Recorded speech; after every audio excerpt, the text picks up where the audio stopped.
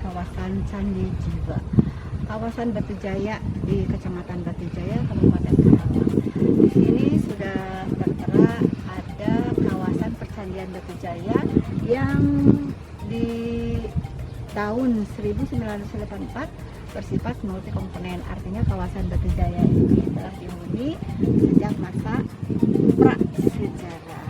Yuk kita masuk, kemon.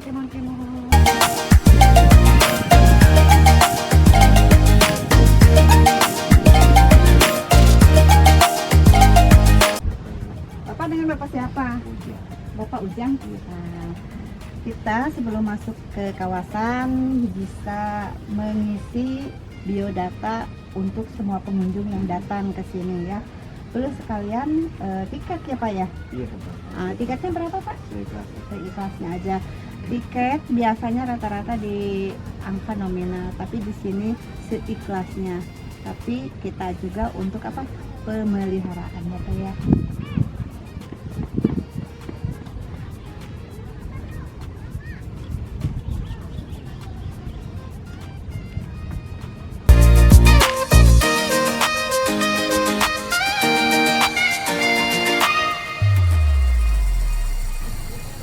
Pengunjung sudah bisa ada di kawasan ini, tapi di sini ada tulisan mohon tidak untuk turun. Pastinya tentu pasti ada alasannya juga ya. Kita keliling lewat sini aja ya. Sudah cukup jelas, kita sudah ada di lokasi. Ayo teman.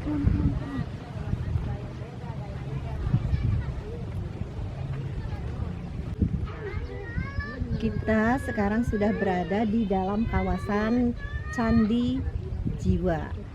Di sini tertera dengan jelas untuk semua pengunjung, tidak untuk turun ke bawah ya. Jadi kita bisa mengelilingi seputar area yang ada di Candi Jiwa ini. Yuk kita ikutin.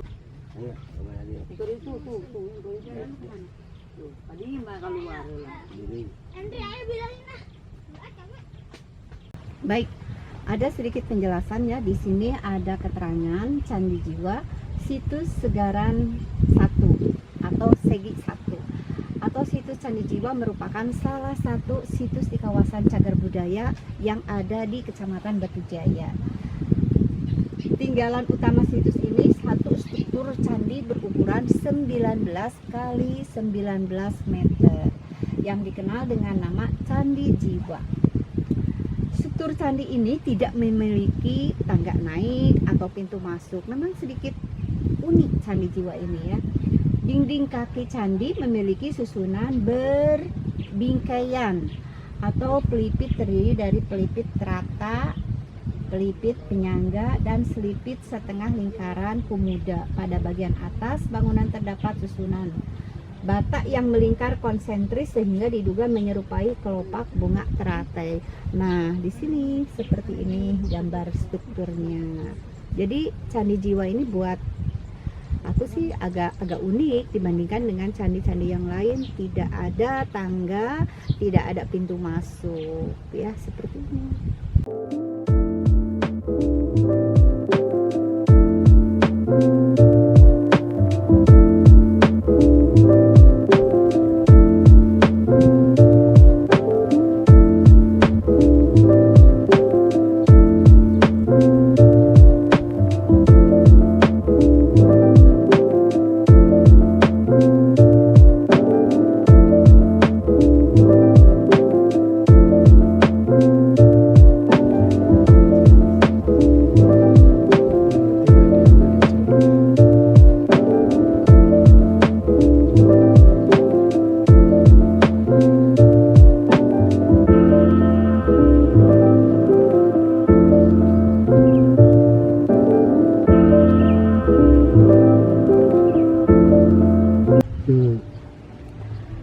Setelah tadi kita ada di kawasan Candi Jiwa, sekarang kita masuk ke dalam.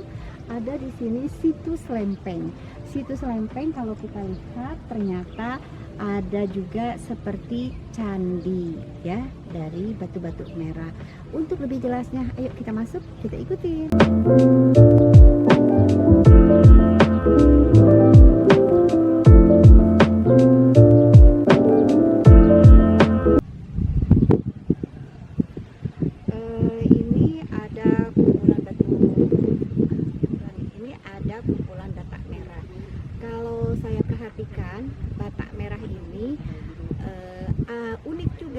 karena berbeda dengan batak merah yang ada pada umumnya. Batak merah ini bentuknya panjang dan ketebalannya juga luar biasa tebal kalau dibandingkan dengan batak merah yang seperti biasa. Yuk kita ikutin untuk yang di sebelah sana. Hati-hati Mbak, jangan terlalu dekat, takutnya ada ular apa-apa, karena memang ini kan di tengah sawah. Tapi pernah saya lihat, jadi banyak ular yang datang masuk ke dalam ini di atas malam. Saya gitu juga hati-hati kalau membersihkan bata-bata ini. Dengan Bapak siapa Pak? Saya Karin. Bapak Karin. Situs Lempeng ini tukang sapu lah. Ya, Pak Karin ini khusus yang berada untuk wilayah Situs Lempeng ya Pak ya. Pak Karin asli dari Kerawang ya? Kerawang. Iya. Pak, kalau ini saya perhatikan batak merah ini agak berbeda dengan batak merah yang pada saat ini umumnya ya Pak ya? Beda ya? Memang sih beda, karena memang kalau bata yang tadi si Mbak lihat di candi yang di sana itu agak merah ya. Memang ini dulunya pertama merah karena kenapa? Jadi waktu kehujanan, kepanasan dia warnanya akan lebih hitam dan ada juga lumut-lumutnya. Kalau di sana itu kan pasti digosokin, candi betul. Kebetulan ini mah ya memang seperti inilah, karena bata tumpukan dari penggalian. Ya kalau memang kami bersihkan maka warna seperti ini. Betul. Ini tapi yang ini ada lumut, sudah bisa berubah jadi hitam. Itu juga di candi di saat musim hujan, ya kan, hujan dan juga akan berubah jadi warna seperti ini. Tapi kan diisikan jadi warna seperti ini. Pak, mau nanya Pak, ini kenapa disebut Situs Lempengan Pak? Kenapa ini disebut situs lempeng? Karena memang ada batu memang ini. Oh, jadi ciri khasnya ini ya? Ada 1, 2 dan yang itu yang kecil. Iya. Situs Batu Lempengan. Situs lempeng, tapi bacaannya mah lempeng. Lempeng. Lempeng, ya itu yang di gapura depan. Iya. Bacanya lempeng ya Pak, bukan lempeng. Ya kalau tulisannya mah lempeng, tapi dibaca banyak kan lempeng. Kayak gitu Mbak. Ya. Siap. Ada ciri khasnya batu. Tapi ini kawasan yang ini luas ya Pak ya? Iya. Luas Dengan dari luas yang area ini berikut sawah yang ini Iya.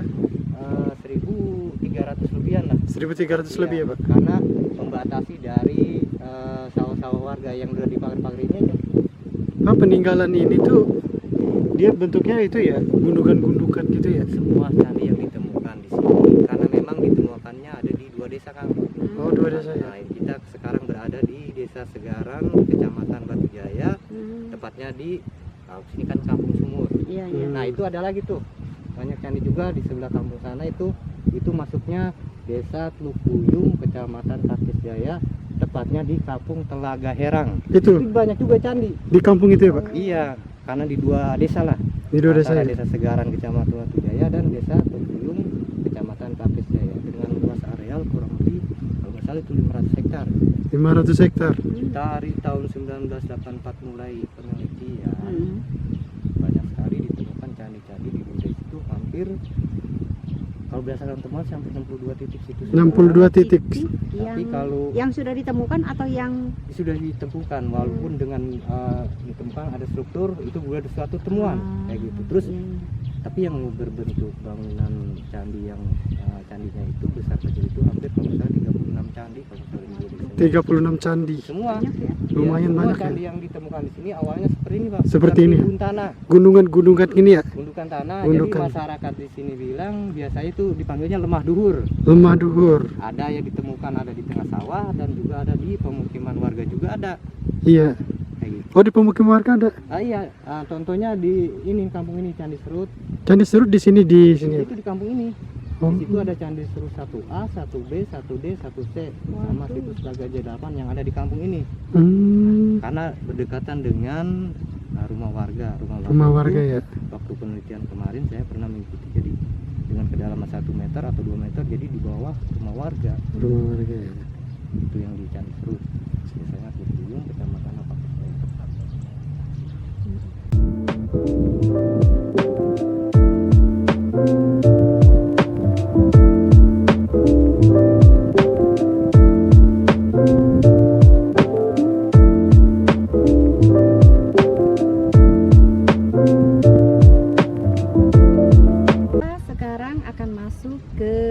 dalam kawasan Candi Blandongan. Candi Blandongan ini masih satu komplek, masih satu kawasan dengan Candi Jiwa, dengan Situ Lempeng. Kita sekarang ke Candi Blandongan. Ayo.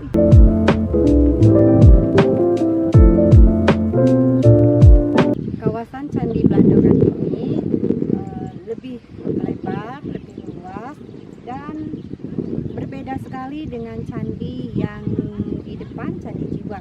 Di sini ada tangga untuk naiknya dan sepertinya ada pintu masuk di sebelah sana. Yuk, untuk lebih jelasnya ikuti terus.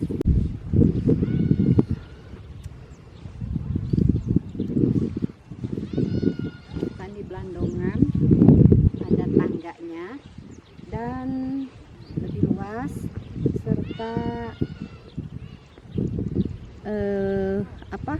tingginya lebih tinggi dari Candi Jiwa.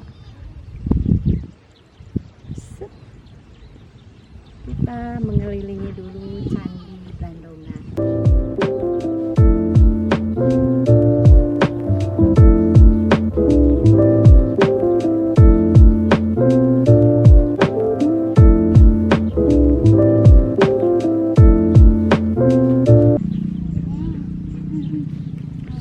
Setelah tadi kita mengelilingi di sekitaran Candi Blandongan, kebetulan kita ada yang bisa kita jelaskan sedikit di sini untuk bisa menambah. Bangunan yang berukuran 25 kali 25 mempunyai 4 tangga masuk. Nah, di sini lebih kepada latar belakang agama Buddhis atau agama Buddha.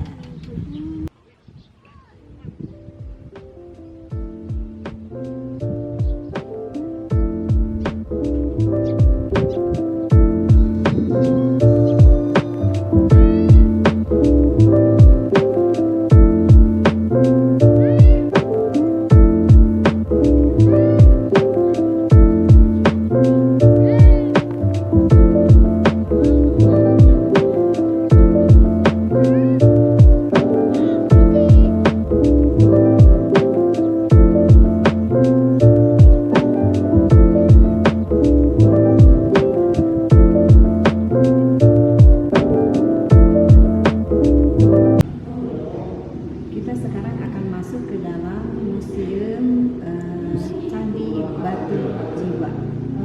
Di sini ada Candi Blandongan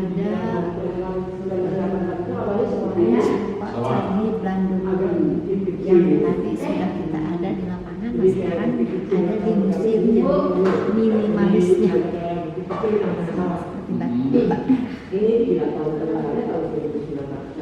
Ayo. Ini ada latar sejarah dari beberapa sampel yang sudah ditemukan dari mulai beberapa lapisan tanah, beberapa kerak besi dari situs batu jaya yang ada di lokasi Candi Jiwa ini. Seperti ini, beberapa fosil tumbuhan, beberapa contoh kerak besi dari situs, dan beberapa lapisan tanah yang ada di situs batu jaya. Ada beberapa sampel yang dipakai candi yang ada di kawasan tadi di Candi Jiwa sama Candi Blandongan. Ini sampelnya batak merah sebesar ini, beda kan dengan batak merah yang ada pada saat ini. Ini batak pengganti dalam pemugaran. Nah, begitu tebal, panjang, dan lebar. Jadi tadinya kalau seperti ini. Pak, kalau yang ini tadi apa Pak? Saya belum paham. Ini selain dari candinya ini di masa Kerajaan Tarumanegara di masa abad ke-5 sampai ke-7 di masa Tarumanjaya, Tarumanegara itu dominannya masih Hindu, dan di masa kedua yaitu candinya itu dari hasil analisisnya menunjukkan di abad 7 sampai 10. Jadi untuk candinya sendiri di kita di sini ada 2 masa, yaitu masa peradaban Hindu dan beralih pada abad ke-7 menjadi peradaban Buddha. Tetapi ketika pembuatan saluran air untuk pemeliharaan candi, kita dalam pembuatan drainase itu banyak menemukan kerangka manusia ini. Ini ketemunya Kalau yang ini kurang lebih 60 cm dari dasar candi atau 1 meteran, kita banyak ketemukan kerangka manusia di situ. Ini kalau menurut Pak Profesor Hasan Djafar, kerangka manusia yang terdapat dari dasar candi itu ini di masa prasejarah, Pak. Jadi dibilangnya ini adalah orang-orang akhir prasejarah yang memang dimakamkan di situ. Jadi kalau menurut Pak Profesor Hasan Djafar, areal tempat dibangunnya Candi Blandungan itu dulunya adalah pemakaman di masa prasejarahnya, Pak. Ini salah satu kerangka yang kami angkat utuh bersama arkeolog dengan tanahnya dari lokasi Candi Blandungan. Dan ini ada kemiripan dengan yang banyak ditemukan di daerah Tarumajaya Bekasi dengan nama situs bumi. Nah, salah satu ciri kalau orang prasejarah itu apabila dimakamkan, dia ada kepercayaan di dekat jenazahnya itu biasanya ada bekal kuburnya. Nah, ini maaf, ini bukan tulang, ini pecahan wadah bekal kuburnya yang biasanya dibawa ketika mereka akan dimakamkan. Kita kawasan pertanian Batu Jaya ini pertama kali ditemukannya tahun 1984. Itu berawal dari adanya kegiatan KKN oleh mahasiswa dari Fakultas Sastra Universitas Indonesia Jakarta, dan mereka melakukan kegiatan KKN-nya di daerah Cibuaya. Kalau dari kami di sini dari Batu Jaya kurang lebih 20 km. Karena di sana juga diketemukan ada beberapa titik situs yang merupakan berupa bukit kecil atau tumpukan tanah, tapi kalau di daerah Cibuaya itu namanya lemah duwur, sedangkan kalau kami di sini belum. Nah, dari kegiatan itulah ada informasi ke yang sedang meneliti KKN itu, kalau lemah duwur yang banyak di Cibuaya itu juga paling banyak itu terdapat di daerah Batu Jaya. Nah, dengan nama Ulur atau Menduhur. Nah, ini kondisi awalnya. Itu kegiatan ulur itu kemudian melalui serangkaian penelitian, melalui kajian akhirnya dilakukan pemugaran. Nah, untuk Candi Jiwa sendiri pertama kali dilakukan pemugaran itu tahun 1996. Itu mulai dipugar. Nah, kondisinya hasil pengupasan awal itu sudah agak hancur, dan ini setelah melalui serangkaian penelitian dan juga kajian, akhirnya sama teknoarkeolog sama arkeolog dilakukanlah sedikit pemugaran. Jadi pemugaran itu ada bagian-bagian candi yang masih bisa diperbaiki dan diikuti, nanti akan dibuat agak lebih bagus, karena kalau dibiarkan nanti takutnya malah semakin rusak airnya. Inilah yang hasil pemugarannya. Jadi kondisi awalnya itu berupa bukit kecil.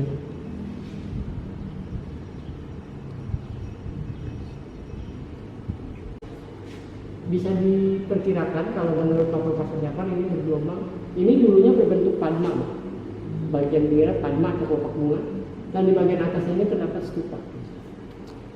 Tapi karena memang runtuhan yang kita dapatkannya tidak lengkap, maka tidak dibuat seperti itu, karena nanti kalau terlalu banyak bakat penggantinya malah nanti nilai cagar budaya malah akan hilang, malah jadi rekayasa jadinya nantinya. Karena fakta-fakta yang didapat dari hasil penggalian arkeologi itu tidak lengkap. Kalau ini Pak? Ini sama, ini dari kawasan kami di sini dari tahun 1984 dibilang tahun penemuannya, 1985 mulai dilakukan penelitian, dan itu berlanjut sampai saat ini. Untuk titik situsnya sendiri menurut drenasi dari Puslit Atkenas dan BPK Wilayah 9, sekarang itu kita di kawasan kami dengan luas areal atau radius 5 km persegi sudah ditandai atau sudah didata, terdapat 62 titik yang diduga terdapat sebaran benda cagar budaya. Nah, yang dimaksud sebaran benda cagar budaya ini tidak seluruhnya merupakan struktur candi, tapi ada juga beberapa yang memang berupa misalkan batu menhir atau juga dugaan dari sumur tua. Nah, yang merupakan struktur candi itu kurang lebih 30-an, dan baru 4 ini yang sudah dilakukan pemugaran, yaitu baru Candi Jiwa atau situs Segaran 1, kemudian Candi Blandungan atau situs Segaran 5, kemudian Candi Serut itu situs Telaga Jaya 1, dan di sini masih banyak lagi situs-situs yang lainnya. Nah, kemudian ini situs Telaga Jaya 8. Jadi 4 titik itulah yang sudah dilakukan pemugaran. Yang lainnya masih tertutup sama tanah. Karena memang candi yang ada di kami di sini, kalau menurut hasil penelitian arkeolog, khususnya Pak Profesor Hasan Jafar, beliau arkeolog yang banyak terlibat di sini. Ini terpendamnya pertanian batu jaya itu disebabkan karena adanya bencana alam dari luapan dari Sungai Citarum atau bencana alam banjir.